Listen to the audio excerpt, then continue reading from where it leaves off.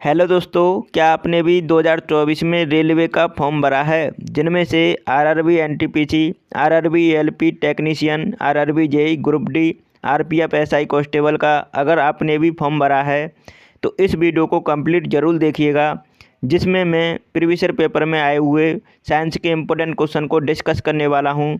ये practice set third है। इस प्रैक्टिस सेट को कंप्लीट देखिएगा। तो चलिए शुरुआत करते हैं पहले क्वेश्चन से। ये question RRB LP technician exams में पूछा गया क्वेश्चन है। चलिए शुरुआत करते हैं। जब एक वस्तु एक समान वृत्तीय वेग उत्पन्न करती है तो निम्नलिखित में से कौन सा परिवर्तन होता है? तो इसका सही जवाब क्या है? इसका सही जवाब है दिशा। तो करेक्ट आंसर है डी ऑप्शन। दूसरा क्वेश्चन पूछा गया है 100 वाट के एक विद्युत लैंप को प्रतिदिन 5 घंटे प्रयोग किया जाता है तो लैंप द्वारा 3 दिन में कितनी ऊर्जा का उपभोग हो करेगा? तो बताओ कितनी ऊर्जा का उपभोग करेगा? इसका सही जवाब क्या होने वाला है? तो हमें पता है यूनिट जब भी निकालते हैं तो पी गुणा टी होता है। ठीक है, पी गुणा टी मतलब ये क्या होता है आपका ऊर्जा, जो कि विद्युत ऊर्जा होती है यूनिट में। अब देखो कैसे निकालेंगे। पी की वैल्यू कितनी दे रखी है? पी बोलें तो पावर, तो 100 वाट दे रखी है। टाइम कितना दे रखा है? टाइम दे रखा है 3 दिन यूज होता है और 5 घंटे होता है प्रतिदिन। तो यहाँ पे 1000 से डिवाइड कर लेते हैं, क्योंकि किलो वाट में हम बदलने के लिए इसे 1000 से डिवाइड करना होता है। 2 जीरो से 2 जीरो कैंसिल कर देंगे और 1 जीरो से यहाँ पे 5×3 = 15 और 1.5 आ जाएगा। एक पॉइंट लग जाएगा जीरो से। तो इस क्वेश्चन का सही जवाब है 1.5 यूनिट, इसका राइट आंसर है। नेक्स्ट क्वेश्चन को देखेंगे। ये तीसरा क्वेश्चन है और ये आरआरबी ग्रुप डी एग्जाम्स में पूछा गया क्वेश्चन है। यदि कोई पिंड रूपांतरित गति में एक वक्र पथ पर गति करता है तो इस गति को कहते हैं, तो उसे क्या कहते हैं? तो उसे कहते हैं वक्र रेखीय गति। तो इसका सही जवाब हुआ डी ऑप्शन। चौथे क्वेश्चन को देखेंगे। उष्णता हीट से संबंधित भौतिक विज्ञान की शाखा को क्या कहते हैं? तो उसे क्या कहते हैं? उसे कहते हैं थर्मोडायनामिक्स। सही जवाब है इस क्वेश्चन का सी ऑप्शन। और रेलवे एनटीपीसी एग्जाम्स में पूछा गया क्वेश्चन है सेकंड शिफ्ट में। सभी क्वेश्चन पूछे गए हैं। ये देखो आरआरबी एलपी में पूछा गया क्वेश्चन है एक मिश्र धातु किसका एक उदाहरण है? तो एक मिश्र धातु किसका एक उदाहरण है?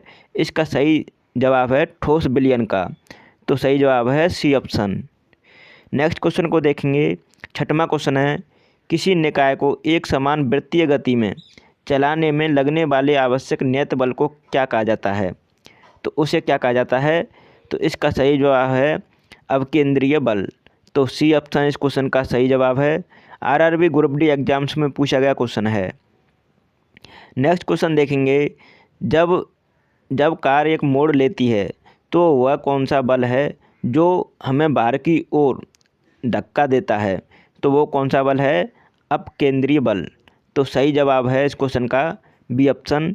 आरआरबी एनटीपीसी एग्जाम्स में पूछा गया क्वेश्चन है। नेक्स्ट क्वेश्चन देखेंगे। आठवां क्वेश्चन है घर्षण द्वारा किया गया कार्य डैश होता है। तो घर्षण द्वारा किया गया कार्य कैसा होता है? इनमें से सभी बताएं। तो वो होता है नेगेटिव, ऋणात्मक होता है। तो सही जवाब है इस क्वेश्चन का सी ऑप्शन। अगले क्वेश्चन पर चलते हैं। 9वां क्वेश्चन है, इसका सभी आंसर करें। रेफ्रिजरेटर में निम्नलिखित में से किस सिद्धांत पर काम करता है?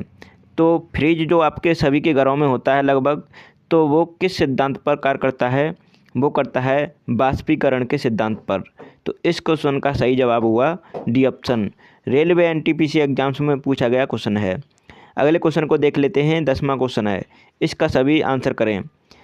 निम्न में से किस सुरक्षा उपकरण का कार्य सिद्धांत धारा के ऊष्मीय प्रवाह पर आधारित है? तो किसका सिद्धांत है ये? तो इसका सही जवाब हुआ फ्यूज का। तो सही जवाब है इस क्वेश्चन का डी ऑप्शन। ये रेलवे ग्रुप डी एग्जाम्स में पूछा गया है और ये फ्यूज को किस वायर में कनेक्ट करते हैं ये भी पूछा जाता है। तो इसे लैब वायर में कनेक्ट करते हैं जिसमें धारा प्रवाहित होती है। तो सही जवाब है डी ऑप्शन।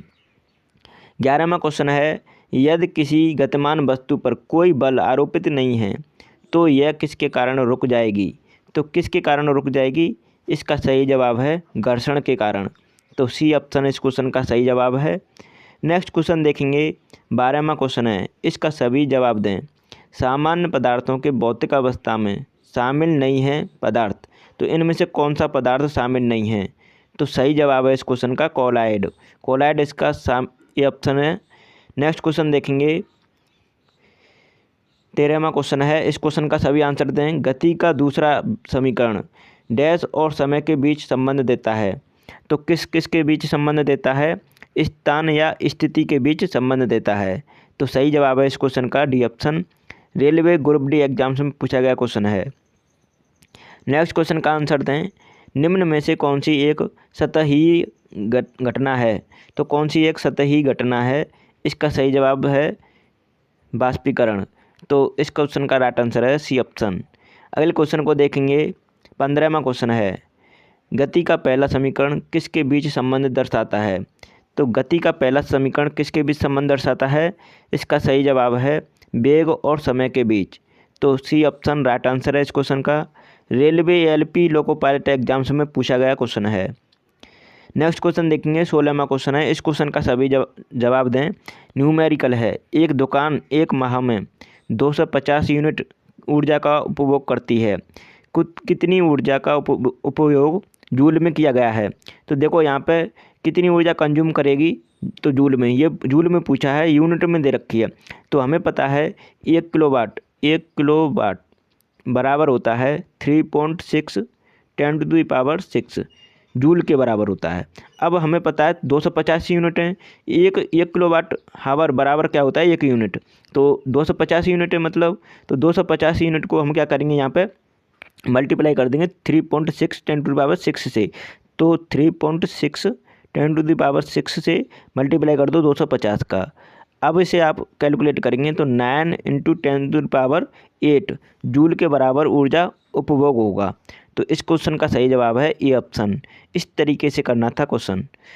अब नेक्स्ट क्वेश्चन का आंसर देखेंगे, आरआरबी जेईई एग्जाम्स में पूछा गया है, जूनियर इंजीनियर एग्जाम्स में देख सकते हैं आप सभी। ब्रह्मांड की एंट्रोपी की प्रवृत्ति होती है, तो ब्रह्मांड की एंट्रोपी की प्रवृत्ति कैसी होती है?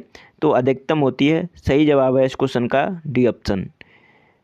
नेक्स्ट क्वेश्चन को देखेंगे, 18वां क्वेश्चन है, विद्युत मोटर का कौन सा भाग उसमें प्रवाहित धारा के प्रवाह की दिशा को उलट देता है? तो कौन सा है, वो है क्या है? बताओ जल्दी से। वो है, सभी आंसर करें पहले तो, विभक्त बलय। ये बलय है, यहाँ पर बलय सही कर लीजिएगा, बलय विभक्त बलय मतलब स्प्लिट रिंग्स, ध्यान दीजिएगा, स्प्लिट रिंग कहते हैं इंग्लिश में। तो सी ऑप्शन इस क्वेश्चन का राइट आंसर है। 19वें क्वेश्चन का आंसर देखेंगे, अवतल दर्पण के मुख्य अक्ष पर स्थित वह बिंदु क्या कहलाता है जहाँ से प्रकाश की किरण बिना किसी विचलन के वापस परावर्तित हो जाती है? तो वो क्या कहलाता है? वक्रता केंद्र। तो इस क्वेश्चन का सही जवाब है डी ऑप्शन। नेक्स्ट क्वेश्चन देखेंगे, 20वां क्वेश्चन है, इस क्वेश्चन का सभी जवाब दें। मिट्टी के बर्तन में रखा जल गर्मियों में भी के कारण ठंडा रहता है, तो किसके कारण गर्मियों में भी ठंडा रहता है? तो यह है, इसका सही जवाब है वाष्पन के कारण। तो सही जवाब है डी ऑप्शन। नेक्स्ट क्वेश्चन का आंसर देंगे, 21वां क्वेश्चन है, विद्युत कार्य की दर अथवा विद्युत ऊर्जा का व्यय होने की दर को क्या कहा जाता है? तो उसे क्या कहा जाता है? तो उसे कहते हैं शक्ति। तो करेक्ट आंसर है डी ऑप्शन। इसका फॉर्मूला होता है P = W/T। अब यहाँ पे P क्या है? पावर, W क्या है? ऊर्जा, और T क्या है? W मतलब वर्क, कार्य, और T क्या है? समय। तो ये इनमें संबंध होता है, इसलिए P = होता है W/T। तो यहाँ पे इसी चीज़ को पूछा है, विद्युत कार्य की दर, विद्युत व्यय होने की दर को क्या कहा जाता है? शक्ति कहा जाता है। तो करेक्ट आंसर है डी ऑप्शन। 22वें क्वेश्चन का आंसर देंगे, किसी तरल की समान मात्रा के लिए निम्नलिखित में से किस प्रक्रिया की गति सबसे धीमी होगी? तो किस प्रक्रिया की गति सबसे धीमी होगी? तो इस क्वेश्चन का सही जवाब है वाष्पीकरण की। तो राइट आंसर है C option. Railway loco pilot exams में पूछा गया क्वेश्चन है। 23वें क्वेश्चन का आंसर करेंगे सभी। एक ऊष्मागतिकी प्रणाली में वह प्रक्रिया जिसमें आयतन स्थायी रहता है वह प्रक्रिया कहलाती है। तो वह प्रक्रिया क्या कहलाती है? सममितीय प्रक्रिया। तो करेक्ट आंसर है B option. Railway JEE exams में पूछा गया क्वेश्चन है। देख सकते हैं, मैं इसलिए बताता हूँ आपको, ये सभी क्वेश्चन प्रीवियस ईयर पेपर में आए हुए हैं। निम्न में से कौन सा उपकरण सर्किट में परपथ में विद्युत धारा का पता लगाता है? तो कौन सा इनमें से उपकरण है जो सर्किट में जो परपथ होता है उसमें धारा का पता लगाता है? वो है गैल्वेनोमीटर। तो इस क्वेश्चन का सही जवाब है ए ऑप्शन। नेक्स्ट क्वेश्चन देखेंगे। अगर आपने इसी तरह से हमारी वीडियो नहीं देखनी है तो इसका लिंक आपको मैंने इसी वीडियो का लिंक डिस्क्रिप्शन में दे दिया है, वहाँ से देख लीजिएगा। रासायनिक ऊर्जा को विद्युत ऊर्जा में परिवर्तित करने वाले उपकरण को क्या कहा जाता है? तो रासायनिक ऊर्जा को विद्युत ऊर्जा में परिवर्तित करने वाले उपकरण को कहते हैं वोल्टीय सेल। यहाँ पर मेल नहीं होगा, वोल्टीय सेल होगा, ठीक है। वोल्टीय सेल उसे कहते हैं, वोल्टीय सेल। तो ध्यान दीजिएगा, करेक्ट आंसर है इस क्वेश्चन का डी ऑप्शन। तो आप सभी ने अभी भी चैनल को सब्सक्राइब नहीं किया है तो कर लीजिएगा, वीडियो को लाइक कर दीजिएगा सभी, और इस वीडियो को ज़्यादा से ज़्यादा शेयर कीजिएगा। आपको मैंने यहाँ पर वीडियो मेंशन कर दी है, इन वीडियो को डायरेक्ट क्लिक करके देख सकते हैं। Thanks for watching my video.